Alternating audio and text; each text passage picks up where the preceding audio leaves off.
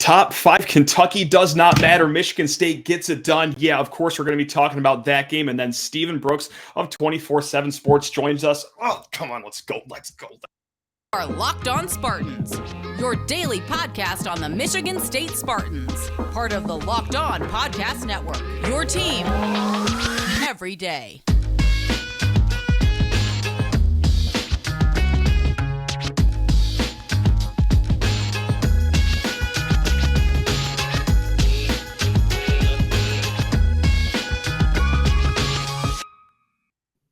Oh, yeah, that is right. We are here, Locked On Spartans, celebrating a massive Champions Classic victory as Michigan State takes down number 4 rated Kentucky 86-77 in a game that honestly felt like it was 17 overtimes, never really seemed to end. But when it did end, it was the boys in green and white getting the job done. But hey, before going any further, LinkedIn Jobs helps you find the qualified candidates you want to talk to faster. Post your job for free at linkedin.com/lockedoncollege. That's linkedin.com/lockedoncollege. And post your jobs for free. Terms and conditions apply. That's right.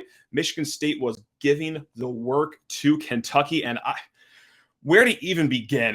What a win. The only unranked team in the Champions Classic, and this comes after a day of everyone online just, Michigan State shouldn't be playing in the Champions Classic. They're not. Shut up. Shut the hell up.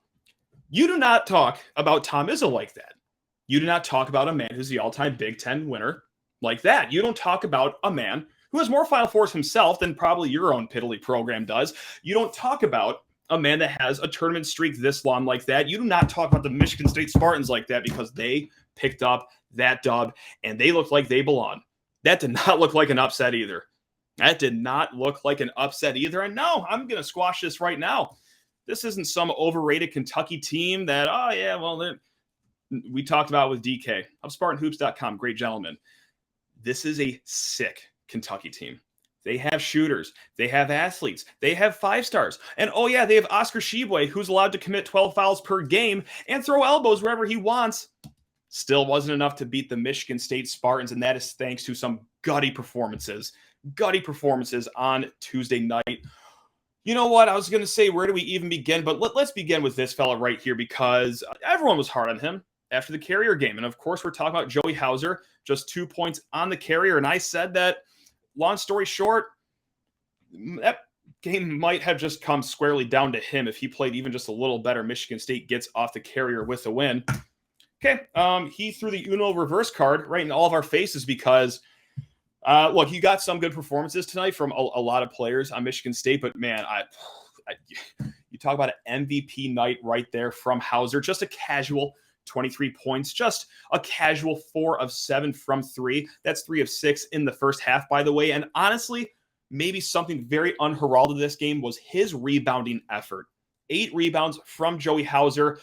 Last game, oh boy, did that not look good at all. But today he belonged. He looked like the best player on the court for many stretches of that game. Now, not the whole game, of course, because, the other team still has All-American, All-World player Oscar Tshiebwe. And yes, of course, he just made the comment that he can get away with any foul that he wants to commit. And that is true.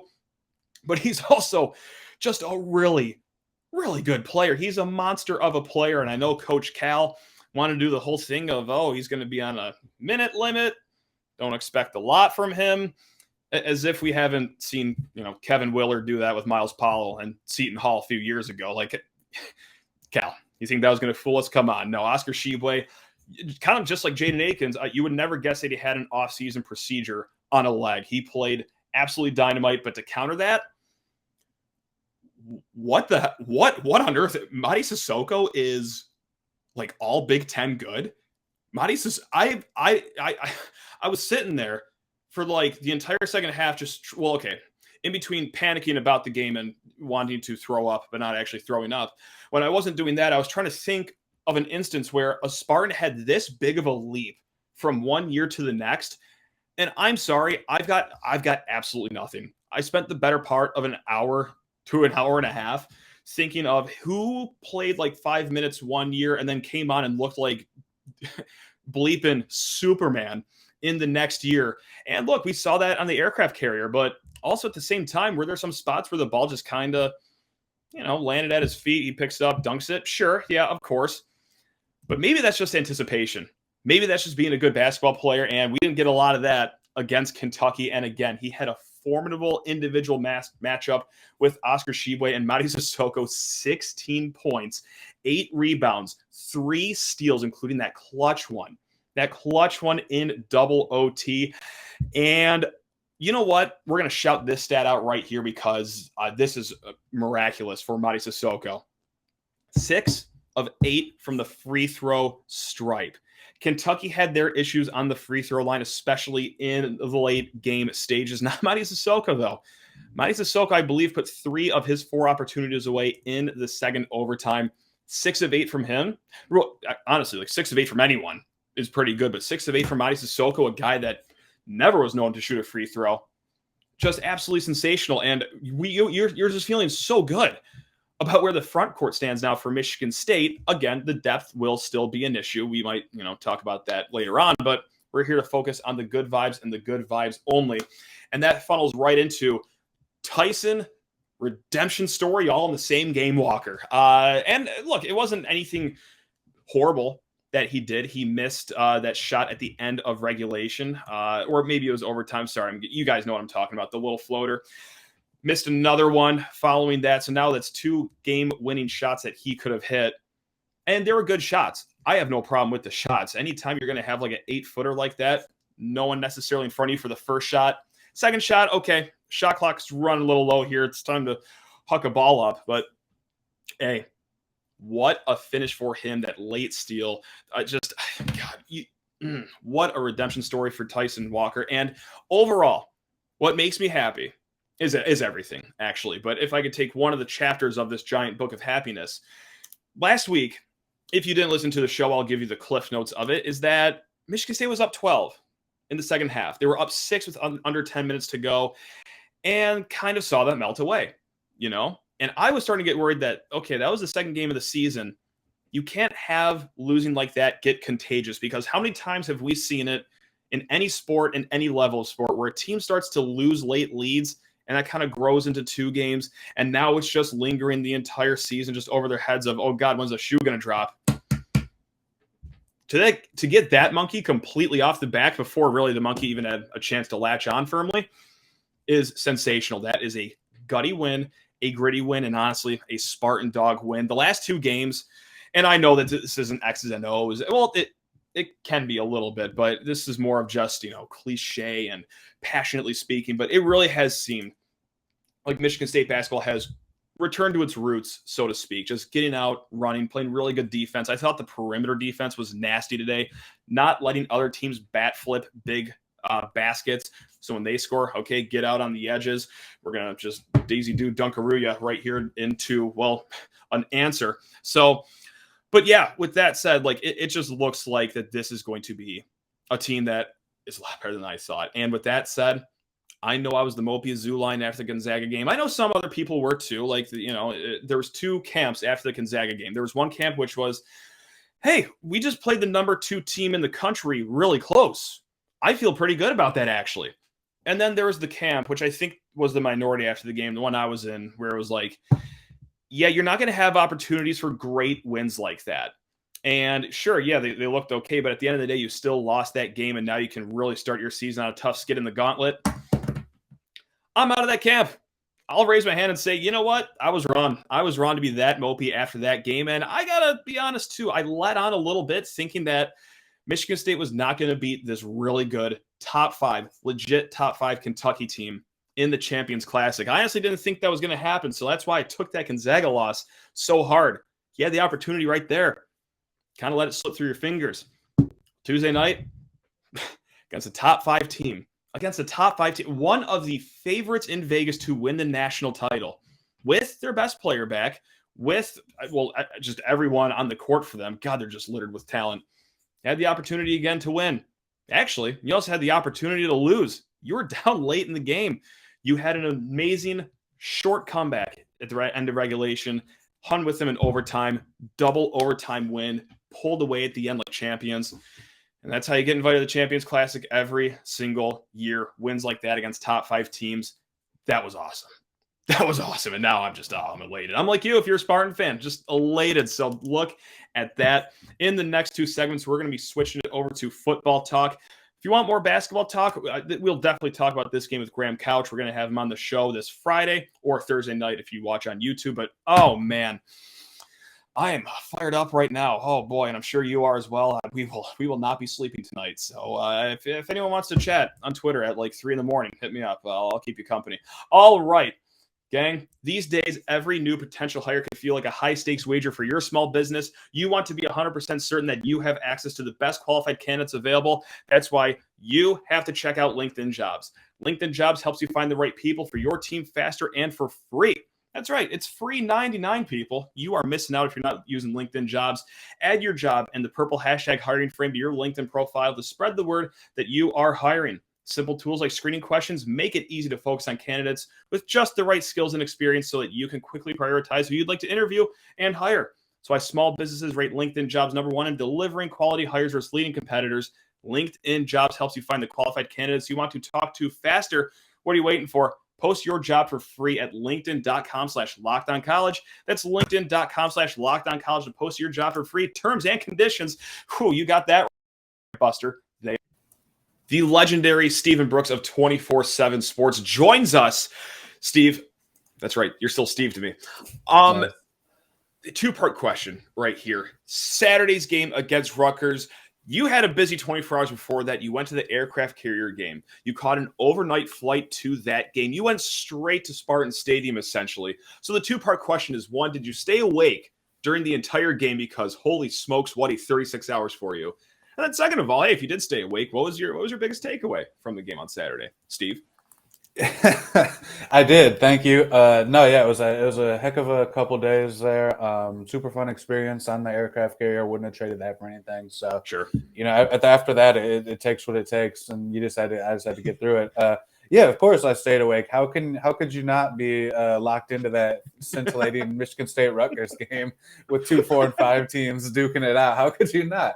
But no, yeah, I broke through that wall, I think around like 6 or 7 a.m. to where my body thought it was a new day and I was just good to go. So Sunday was a different story. I didn't see much of Sunday at all, actually. But sure. But yeah, Friday, Saturday was fine. In terms of the game, though, I mean, that's like I joke about it, but that's kind of what I wanted to see from Michigan State. Just no nonsense, no weirdness. Yeah. Look, I know at the end the spread got dicey and they throw the late touchdown and nobody likes that. But other than that, it was just mature, business-like. Just go in and beat them. You had Rutgers in basically the trail position all day, trying to catch up to you. I mean, that's what you wanted to see. Just nothing dicey. No come from behind stuff. Mm-hmm. Obviously, don't let them come from behind. Nothing egregiously sloppy or anything like that. It was just kind of ho hum. Let's get this done. Check the box and get out of here, boys. Like that type of thing. And that's what I thought it should be. That's what you hoped it would be. If other than, of course, 50-0, I'm sure would make people feel happy and everything. But coming off that emotional win at Illinois, still obviously limited, personnel wise, all those things. They didn't let it. They didn't get fat and sassy, as Tom Izzo says, off the Illinois win. They sort of stayed locked in and everything, and played some team football. And then that was really my main takeaway though, and I wrote that a little bit. Just boring but successful, and you take that every time. You just move on to the next one. And we got another one of those games coming up this Saturday. Of course, this would clinch a bowl game for Michigan State. And the refrain from the team, whether it's the coach or the player, seems to be that we're not focusing on bowl eligibility. We're just taking it one game at a time, yada, yada, yada. Point blank, do you believe them? I guess I'm just essentially asking, are they liars? Because I think that is important to make a bowl game. Was there anything that you heard after the game that was okay, this is what they're kind of going about here? Or I get what they're saying. I'm sure they all want to make a bowl game. I'm sure that's been discussed more than they're probably letting on, or at least prioritize more than they're saying. But I do sort of get what they're saying in the sense of if we let that, if we focus on the finish line, we're not going to get where we need to be as a team. And Mel Tucker still I think he still believes that there is another gear for this team, maybe just one, not multiple. You know what I'm saying? This isn't I don't think they're gonna break out and become this completely different team. But I do think, as he said, and I've mentioned a couple times, they haven't played a full game yet. Pick your favorite game. It hasn't been a complete performance. I don't think probably at all, by any stretch. This last weekend was fairly close because they got special teams helping out defense, helping out offense, and whatnot, like they talk about. And the field goals were big from Ben Patton, I thought, and we'll see how much they have to turn to him the rest of the year. But, just for his confidence sake, for everybody's confidence in him, for the coaching staff's confidence, right. That was a big moment. But I do understand what they're saying, though, because even in some of these wins, I don't think they've played great, and there's been some other games where I thought that they could have, made it closer with just a couple plays here and there. So I'm not trying to make excuses for them and say that it's a great team that's just caught all the bad breaks. That's not true at all. Right. They've made their bed plenty of times this year, but I can understand at least where they'd be coming from, saying we can still get better in these last two, maybe three, and there's still more that we can reach out and grab, and just a higher level we can attain as a team. So that's what I think they're saying is like, let's not overlook Indiana. Let's go out and just, if we have that A+ game in us, let's go play it, and then build from there, and then do it better the next week. So. They're still coaching, they're still coaching like it's August and September and trying to squeeze more out of this team. They're not acting like it's the last season yet. So you respect that, of course. How much more is there to squeeze out of this team? I do think that's a fair question, especially when you look at limitations and stuff like that. I mean, they have 2 new starting offensive linemen in that game. So there's a lot going on, but that's basically their message. It's like the bowl game will happen if we play our best. Let's focus on playing our best this week. Then let's do it again the week after that. And then, of course, you get another one, you do it again that time. But it's like, let's just shorten the focus to doing the absolute, to maximizing this week and to actually trying to play that full 60-minute game. And speaking of, incremental progress week to week, this funnels right into a listener question that we got. He wants to go by Spartan fan here. But really, since the Wisconsin game, he's noticed that the defense has been playing a little better. I've noticed it. I'm sure you've noticed it. A lot of people have noticed that the defense has been playing better since the Wisconsin game. And the question is point blank, just why? There are more pass breakups, there's more third down stops. So he asked, do you attribute that to the run heavy competition with Wisconsin, Michigan, Illinois, and Rutgers, and that it plays kind of into Michigan State's strength? Or is it just different? Is it because there's been development with the scheme, if you will, or the players themselves? How do you slice that up? So I think it's all of those things to a degree. You make a good point that it is a lot of run-heavy teams, and that's something I'm sort of interested about with this Indiana game is they're not afraid to chuck it, 40, 50 times. So that could be a little bit of change in styles there. I don't know exactly what their QB situation is. I know it's been a little shaky at times in this year, but yeah, that's part of it, I think, because even though the numbers aren't great, it's still I do think it's still a tough team to run on. Their linebackers can play the run pretty well. The interior of that D-line is still one of the better groups you're going to find, in the Big Ten, especially with a healthy Jacob Slade. And Simeon Barrow's been dealing with a lot in and out, but when he's in there, he's effective. You've got quality backups like Jalen Hunt, who's been pushed out to the edge lately, but he can play in there. Maverick Hansen can play in there. Deshaun Mallory can play in there. I'm probably forgetting 1 or 2 guys even. So, Alex Van Sumeren, if you even go all the way down there, they're not afraid to play him. So there's a lot of depth in there. That is part of it. I think getting guys back, of course, we've seen a noticeable uptick once Slade and Henderson returned for, in October there. So that's part of it as well. And Henderson, has a lot of intangible value on this defense. I mean, he's getting guys lined up, right? There's not as many missed assignments. There's not as many misalignments with him since he's been back out there. And then you talk about, mixing in like a true freshman like Malik Spencer. Jaden Mangum's been out there. Dylan Tatum's been out there a little bit. He's able to get all those guys right and make sure they're all in order there. So just like I said, there's more than just the box score once he's been back. And then I do think they've just been different scheme wise. I do think Mel Tucker has had sort of a stronger influence on where things have been. Scotty Hazelton's still the guy, of course. He's still calling the shots, but I do think there's been maybe a little more collaboration there, a little more input and everything. With Mel being involved and all that. So. I just think they've been different. They've been more multiple. I think they're confusing quarterbacks better, and they haven't played outside of McCarthy. Haven't played a ton of great quarterbacks. So if you can dupe those guys, that's going to make your job easier. I think they've been doing a lot of that. They're not just doing the same rigid, here's what we are, type of defense that we saw through the first handful of years. I think they're being way more adaptable. We've seen more dime looks. with 3 safeties on the field. And, Xavier Henderson's bumped up and basically played linebacker in different looks there, different things on third down where they're just kind of letting guys go and playing some man behind it. But yeah, that's one of the big things is I just think they're not doing the same stuff, over and over and over again. It's not just rolling out in that 4-3 and playing man or cover 3. There's more split safety stuff. There's more bracket coverage, different things like that. So they're just presenting a different look than they were earlier in the year. I think that has a lot to do with it, as well as the personnel and the different styles and everything else I mentioned before.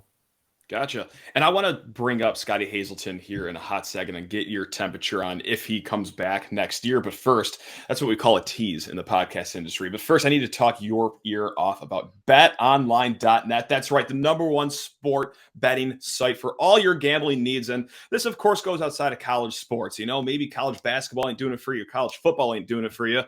Well, we got NBA, we got golf, we got the World Cup fever coming up. I cannot wait to make many donations to betonline.net during the World Cup season.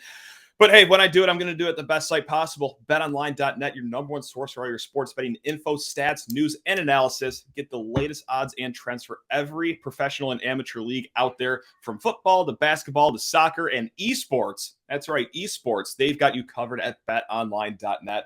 And if you love sports podcasts, well, my guess is that you do. You're listening to this one.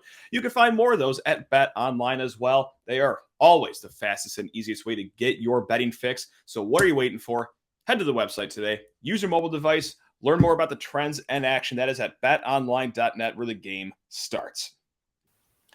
And let's start this final segment with the one and only Stephen Brooks of 24/7 Sports, with one of those popular people to talk about this year in defensive coordinator Scotty Hazelton. After the Minnesota game, he had 2 U-Haul vans outside of his house, and he was as good as gone, basically. It was sayonara, Scotty.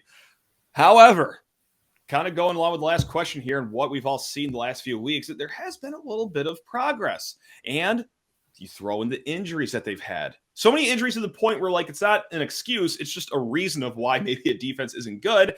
And then, suspensions, including your arguably best defensive player in Jacoby Windman. What % chance do you have that he comes back next year? Because I think I'm over 50% now, personally. But we're going to ask an expert like you. What do you think? Yeah, this is really tough. It is. I just want to say up front, this is nothing. I haven't heard anything worth reporting or anything like that on this. This is going to be strictly my gut feeling, but I'll say 45, just a tad under 50. Okay. It's really hard to read because Mel is not, he's literally said, I'm never going to throw a coach under the bus publicly. Right. And then, he's backed that up. He's the only thing he'll mention with his coordinators or his coaches is positive news, praise, things like that. I mean, so he's been saying good things about Scotty lately because the defense has been performing well, but does that truly reflect what he's feeling internally? I don't know that. And how much does he see, as how much does Mel Tucker put in each of those buckets, whether it's we don't have the players or this scheme is not right, or we really had some injuries this year that really screwed Scotty and handcuffed him. How much he factors in each of those things, I really don't have a great feel for. So I get that's a little unsatisfactory, but my guess would be just a tad under 50 because I do think that first part of the year really left an impact, to where probably put Scotty at a deficit to where he really had to make up, obviously, and has he done enough of that yet? Like I said, I know Tucker's been a little more involved there. I don't know to what extent exactly, but how much does he view that? Does he say, oh, I came in and saved the day, or does he say, all right, we got Scotty sort of in the right direction here. We've worked out, the right ingredients of how to collaborate this thing, and now let's move forward. I don't know. He's not a guy that if you lost him, the recruiting class would fall apart by any means. So I'll just say that part. And so it's hard. Like I said, it's just my gut. I still think he's probably more likely to go than Jay Johnson. I know the roles have flipped, over the last month, and everybody hates Jay Johnson, and everybody's kind of cool with Scotty Hazelton. Right. So I would still think Hazelton's probably more likely to leave than Jay Johnson. Again, it's mostly just my feel and everything. And then on the other hand, I do think there'd be a bigger recruiting impact from losing Johnson than losing Hazelton. Gotcha. I know that that's undisputable. So yeah, give me 45%. with a chance to increase that and save it, obviously, through this last couple weeks here. But again, I don't have that great feel for what's really going on inside of Melo's head. And I don't think a lot of people do, honestly. Either in the building, outside of the building, I don't think a lot of people really do. But it's just so hard to say right now because all he does publicly is back his guys and everything. So give me 45, and I'm feeling kind of good with that. It makes up for another fascinating offseason for Michigan State football. I mean, that's been a recurring theme with the Mel Tucker era, is that it's now a 12-month sport, and it's going to be electric any single day of any given week of any given month. So hey, there we go. Nice. Always stay in the news cycle. That helps me as well. There's been obviously a lot of new faces on the defense, or also the offense as well. The two new offensive starting linemen as well. But yesterday I sang the praise of Avery Dunn. I really like what we've seen from the sophomore at defensive end, and this is a kid that maybe wouldn't have this opportunity if not for 13,000 injuries and suspensions. But how about you? Are there any new faces that you've seen, whether it's a freshman or maybe an unheralded junior, for example, that's really caught your eye, maybe last game or last two games? Yeah, Dunn's one of them for sure. I mean, he's one of he might be the only, or no, I guess I got Michael Fletcher too, but he's one of few real defensive ends that are healthy and available right now. Right. And he's a guy that, wasn't super highly regarded coming out of high school or anything. Just kind of a ho-hum 3-star guy out of the Cleveland area. But always had some really good tools, some really interesting tools to him. He's long. He's lanky. I think he can bend pretty well. I thought he probably coming in had to add some strength and some refine his technique a lot and everything. I think he's getting there though.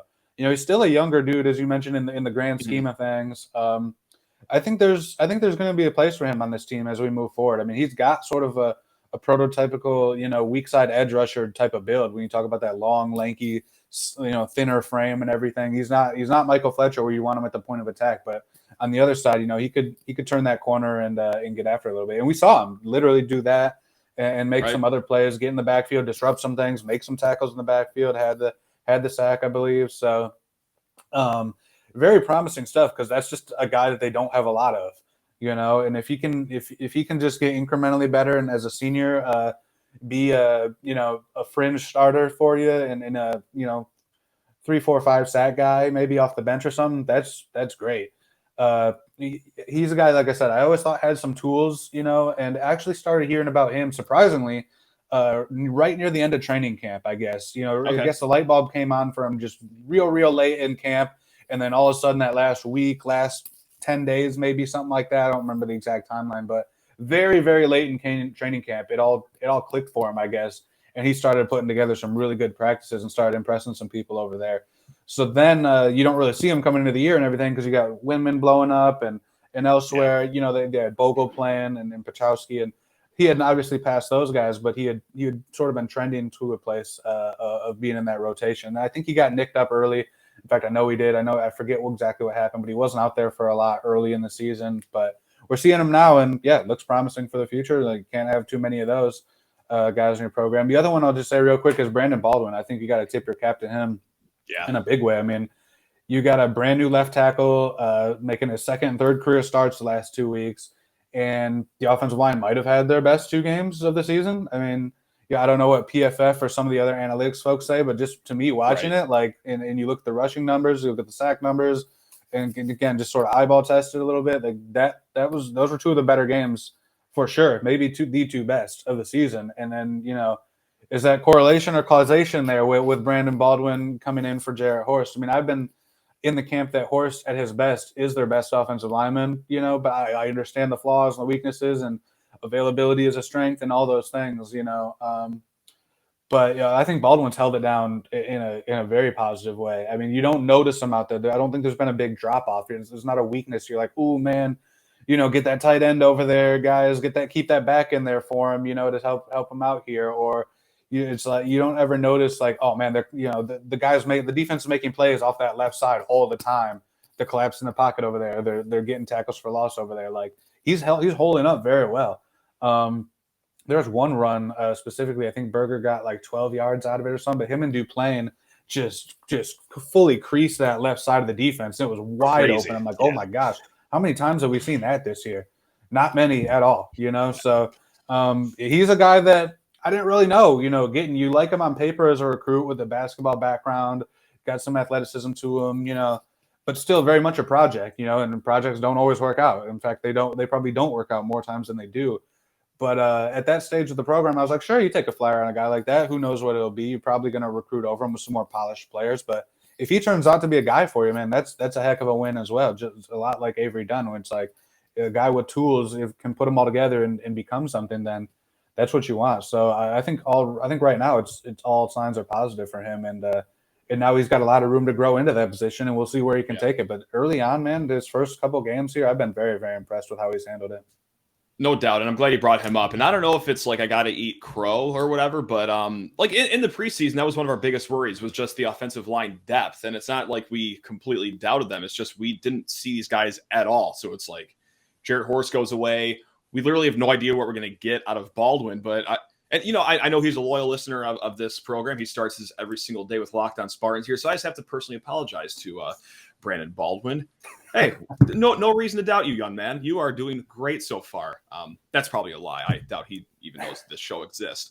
But with that said, hey, you know what? That was one of the biggest worries going into the season. And small sample size, sure, 2 games. But hey, you're 2 for 2. Got to be something said about that. So we had reason, I think, to be worried about the depth. But then I thought so. Yeah. I thought Gino Vandermark in the Illinois game, he didn't play last weekend, but the Illinois game had a couple decent moments, and he's going to be part of the future here. And then obviously having Brian Green as a veteran guy who can swing in there at either guard spot or center has been valuable. And then he started last week. I thought he played pretty well after not playing that great at Illinois, in my opinion. So it's proven to be okay, as the season's gone. It's been better than we thought. Bang. There we go. And Steven, we are recording Tuesday, Monday. How about Tuesday morning? That makes a lot more sense. Safe travels to the Champions Classic. We just talked about it in the first segment. I don't know what happened at this point, but thank you so much for dropping by before you make your way down to Indianapolis. You're the best, man. So go get them. And thank you, everyone else, for tuning in. Locked On Spartans. You know where to find us 5 days a week here in the Locked On Podcast Network. Love you all. Go Green.